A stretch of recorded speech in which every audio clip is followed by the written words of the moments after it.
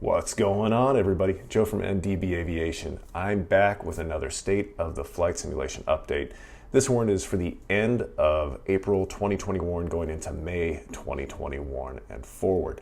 This video itself is going to be different from the other ones I've done in the past. This time I'm going to talk only about the flight simulators X-Plane 11 and Microsoft Flight Sim 2020, starting off with Microsoft Flight Sim 2020. As far as those other points I used to talk about, the flight sim peripherals like yokes, joysticks, rudder pedals, throttle quadrants, that can be handled in a shorter, separate video. And then all the PC, Mac, laptop information that I've talked about in the past, I'm compiling more data on that I'm going to give an update in May on. For anybody that has to buy a PC or build a PC or a laptop right now that wants to get the maximum bang for their buck for flight simulation purposes. And especially if you're going for a laptop, there's a lot to know and a lot of things that are coming out, and there's a lot of confusing information out there right now if it comes to graphics processing units for laptops that, unless you've done your research, you probably haven't heard about, and you might be looking at laptops that are cheaper than others with similar specs, but there's a reason for that, and it comes down to the wattage of the GPU. So that's going into a separate video that I hope to have up in May, because there's a lot of information coming and there's a lot of testing that I've been looking to get into and see what other people are finding, and some testing myself, especially with MacBook Pros, the new M1 chip. It does pretty good in X-Plane 11, but of course not Microsoft Flight Sim 2020 because it doesn't have that. But that is going to be in a separate video. So this one's going to focus solely on the flight simulators. We're going to start off with Microsoft Flight Sim 2020 and then X-Plane 11. But to start off, I'm going to go through a screen recording that I set up, and we're going to talk about a couple of things that are coming for Microsoft Flight Sim 2020. That being, this is coming from their actual website, and it is talking about the release notes from earlier this month, go through a couple of the dev updates that are coming, and also talking about a few releases on a time frame. And I'm doing this because I want you guys to see where this is coming from, how you can find it. There'll be a link in the description below, and what these things look like if you haven't taken the time to find them. So let's go ahead and go through the little screen video I took. So I'm going to throw this up on the video, but here we go. We have some world updates coming with the overall points of interest. This is a very long list. It's a lot of places that I'm not even going to try to read off the names of, but it covers a large geographic area with a lot of cool places coming in, being redone, looking better points of interest looks, and it's going to overall improve the VFR flying of Microsoft Flight Sim 2020. You can pause as we go. Handcrafted airports, we're getting a few more. Photogrammetry is looking better. Activities, we have new updates, and then world, we have some fixes going on. We have user interface corrections that are getting better, plane fixes, or at least liveries being added in. And the one thing I do like to see is the updated DA40NG speed, ground roll, and fuel consumption is finally fixed. Honeycomb, we got the 10 degree for the heading bug, more activities. And then SDK updates for the general, documentation, scenery editor, and aircraft editor. So a lot of cool stuff is coming in for all of that, improving the flight simulator itself. The development roadmap, this has already mostly happened, April 1st through April 8th, 15th, and so on. Pause this if you want to see exactly what was slated for April and what we've got on April 29th. It's pretty much the end of it. And that is where I want to leave that. I'm going to throw up a full screen grab of feedback snapshot that I want to talk about. So this is going to go up for the full video covering this ugly mug for a minute or two. A couple things to talk about here. The top of the wish list here is performance degradation with 1.14.5.0. They're saying that's partially fixed. And then one thing that's huge to me is the Garmin G1000 3000 autopilot related issues. This is going to be handled in several releases: Sim Update 4, Sim Update 5, and Sim Update 6. So that means basically it's being worked on and hopefully will be getting better as time goes on. After that, the live weather and wind readings being not accurate are hopefully going to be fixed in Sim Update 4 and Sim Update 6. So this is a long one going, hopefully sometime in 2021, but I wouldn't be surprised if the G1000 and the live weather probably got kicked into 2022 potentially with the Xbox update coming here shortly with Microsoft Flight Sim 2020 being ported over, and not to mention DirectX 12 being something coming into the play as well. Crash the desktop without error message. I've had a couple of these issues myself, so I don't ever see this one being 100% fixed, because even X-Plane 11 has problems with this from time to time. Photogramming fixes, excessive icing effect, just turn this one off if you're flying in the sim. Sim update 4. Night lighting. This is one that I think is going to continue to see fixes, especially as they update the overall scenery. And especially with third-party add-ons, you're going to see this one get better and worse from time to time. So that's saying Sim Update 6. Turboprop engine logic issues. This is not just for the turboprops. I know they're saying this is for turboprops, but they talked about this in the Q&A and a couple other places. And it should be fixed sometime over the next 3 updates: Sim Update 4, Sim Update 5, Sim Update 6. I bet this one's going to go on until probably Sim Update 7, if not later, because this one's going to take a lot of fixing, and it's going to be something that is going to make the sim better. And hopefully a lot of these fixes roll over. I'm going to talk about that a little bit later, because that's something I wanted to get a little bit deeper into.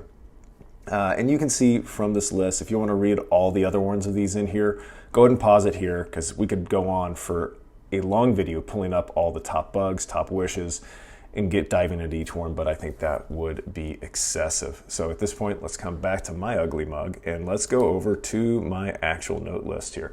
So today I'm going to be looking down and up at the monitor here, and Microsoft Flight Sim 2020 update is moving forward with huge work on the turboprops, and they're fixing these, hopefully improving the sim, because I kind of touched on this already. What they're talking about here is going to be the power to torque ratios, how they interact and how the airplane flies. So they're going to talk about feathering as well. Feathering being the way the propellers act with oncoming air and on the ground, and going into beta and other things. So one of the things that's been a really big annoyance to me in Microsoft Flight Sim 2020 has been the overall physics of propellers. In real life, there are a lot of things you do with advanced aircraft, whether it's a manifold pressure and then your prop control, or you are flying a turboprop large aircraft that has a variable propeller shifting. So basically, to make this exceptionally simple for anybody that doesn't fly but enjoys flight simulation, or is new to flight simulation or new to aviation, you have a prop that can change its angle, just like my hand is changing. I'm probably freaking out the autofocus on this camera here. But you have a flat pitch prop to start off, especially for climbing out, for landing, all kinds of different things. But in cruise flight, you try to bring the pitch so that way it's not as flat against the air moving against it. Because this might sound funny, but think about the air outside when you're flying, just like water. It's fluid dynamics. Air is, in a sense, fluid, just like water, just not as viscous or dense, to make this really simple. So if your propeller is flat and you're just putting water against it, sure, you're chopping that water because the propeller does have a slight, camber, or it has a slight edge to it that gives it a sense of a lifting body, because that's how propellers are made. But as you go along, you're able to change that variable pitch on the propeller, so that way it's taking different chunks out of the air and being more aerodynamically efficient. As time goes on, hopefully, this is going to be incorporated not just into turboprops, but also into complex aircraft in the general aviation side. So like your Bonanza, your Cirrus, your Mooney, your 182, all those other aircraft, and even the Piper Seminole, an aircraft I've spent a good amount of time in, the Piper Arrow I've spent a lot of good time in, and I mean in real life, not in the simulator, but in real life. And if you guys want a review on those, let me know, because I can give an honest review on that. I know other people have spent thousands of hours flying those, instructing in those. I've only spent probably 10s to 20s, maybe 30 hours in the Arrow, maybe 20 in the Seminole, but enough time to give you an honest review of those add-ons. But this turboprop work should make things better for other aircraft, I hope. I hope it's not just slated just for those. The other good news is Asobo is back to flying real aircraft. It seems like it's the Warn 52 and the Warn 72 that they're starting with. This is huge to me because I see flight simulators as a way to improve a real pilot's performance or real pilot's understanding of things, and also for people that are interested in flight simulation, flying, and flight education training to open up the world, save some money, and be able to spend time on a flight simulator before they go fly the real aircraft and spend a ton of money with an instructor and renting an aircraft. Those things are not cheap because depending on where you live in the world, it could be anywhere from $110 with instructor and aircraft all the way up to $300 an hour instructor and aircraft for just a single engine lesson. So flight simulation has a way to cut down on a lot of this cost, or at least help people better understand what they're going to do in the air and understand the aircraft systems and what they need to be studying and doing.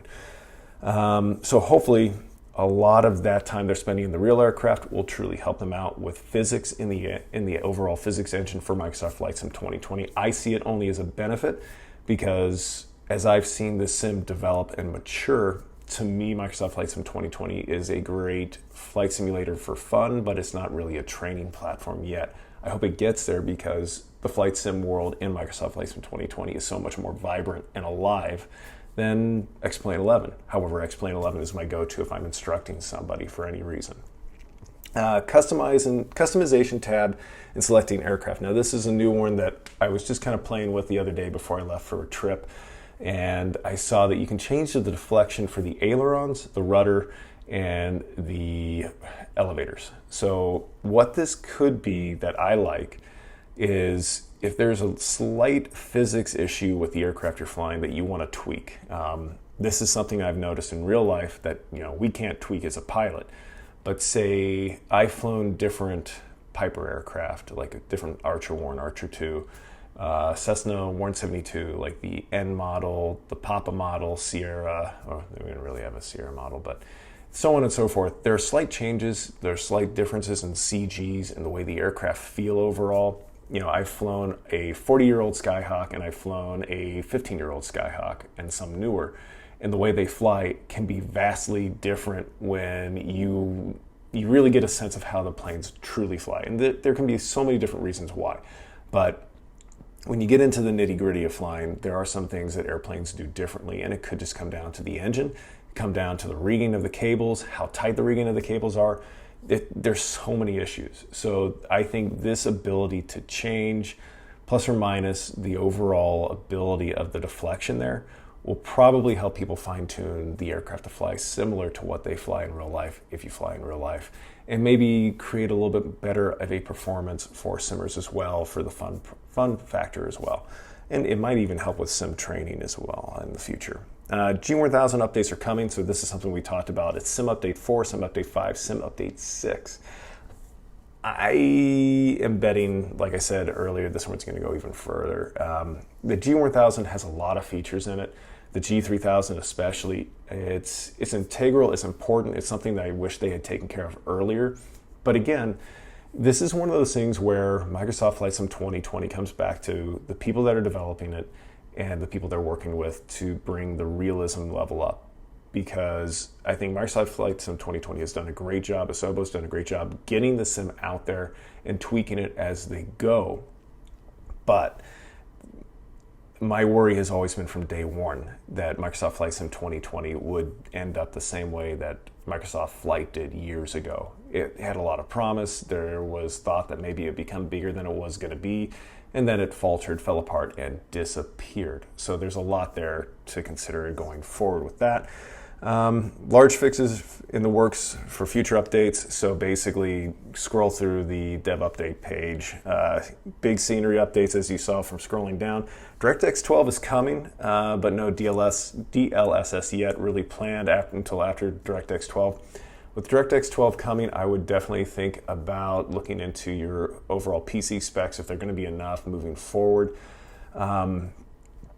Because I don't know what the frame rate drop is going to be with that. And I think that's going to hit people with older PCs the hardest. And we're going to have to just wait and see what the performance optimizations will be. And that's going to be in conjunction with the Xbox version coming out. The other thought is, what's going to happen when the Xbox version comes out? Is Microsoft Flight Sim 2020 going to continue down the road to becoming a suitable flight sim for training purposes or just for fun?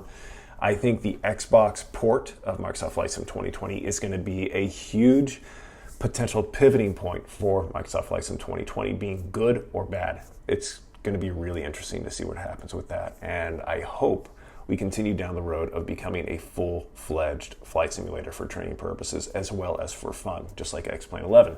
X-Plane 11, you can get in and just go have fun with it, or you can treat it like an actual training event. Those are huge to me because I think it's fun to get people interested in aviation, and then also it's great to be able to then get them interested, hooked, and then teach them every little aspect in the flight sim as well. So Asobo, please, please, please, please, so you guys get that Xbox port going over. Try to make sure you work really hard to enable the ability to keep things realistic, and then be able to, maybe if you want, have an Ace Combat-like switch where it goes from realism to arcade, and that's it. Please, let the physics be true. And that's it for Microsoft Flight Sim 2020. This is going to go on a little bit longer than I wanted, so let's get it right into X-Plane 11 updates. If you're using X-Plane 11, you're like me, you're doing actual IFR training or IFR practice and helping other people out with their IFR training. There are a couple things to know. X-Plane 11 had a weather system issue with the NOAA updates they got from online to create the real world weather. And basically they have kind of fixed it, but what they're saying is, what I saw from the update from Ben, was that turbulence really isn't real anymore. You're kind of in a matrix situation where it's a facsimile of actual turbulence. They're working on a fix for that, and hopefully they'll have it soon. But there's no exact timeline on when that's going to be coming out. But hopefully they'll have all of their real world weather fixed in the near future. That doesn't mean that there's a problem with X-Plane 11, or that you should avoid it. It's just that the real weather is not going to be 100% like you would like it to be. So hopefully, maybe through a third-party add-on, there are a couple out there, you could buy one of those. And also, usually with those third-party add-ons for weather, you get a lot better clouds, you get a lot better weather look, and sometimes you get better shaders, making X-Plane 11 look more realistic than what it is now, which is kind of like a dead world. But when it comes to training purposes, I'm going to steer everybody to X-Plane 11 over Microsoft Flight Sim 2020 for the time being. And also, multi-core improvements are getting better for X-Plane 11. There's some work there. If you look at the second to last update from Ben on the dev blog for X-Plane 11, you will see them talk about how they are trying to separate out the main task of X-Plane 11 and the plugins, and have a better use of how the multi-cores are then actually working with the main flight simulator and the plugins, and allowing them to better utilize high-end machines with multiple cores. So say if you have a core or up CPU, so maybe one of the new Intel chips, 8 cores and up, so I mean the i7s, and I think a couple of the i5s are now getting up there for chip count. But I know a lot of that's going to change with the latest Intel chips coming out later this year that are going to go into a different discussion for another video that I'm working on. But if you have any of the AMD chips, like the the 5800X or the 5900X or 5950X or 3900, 3950X, or any, if you got the money, you got a Threadripper of all things, there's better multi-core utilization coming for X-Plane 11. So those are the things for X-Plane 11 and Microsoft Flight Sim 2020. Nothing for Prepare 3D. Sorry guys, I don't have time for that. I wish I did, but between my flying job with a regional airline and my family life, I just don't have time for that, Warren. If you guys have any other questions or thoughts about Microsoft Flight Sim 2020 X-Plane 11 that you would like answered, any specific videos you'd like me to produce about either flight simulator, let me know. I'm trying to do my best to work in quality content for the channel here on YouTube. You'll see a lot more of my updates over on Instagram, and I'm going to refresh my Facebook page as well for NDB Aviation. But thank you guys for watching. Like and subscribe if you liked any of this. Stay safe, stay healthy out there. See you again real soon. Bye-bye.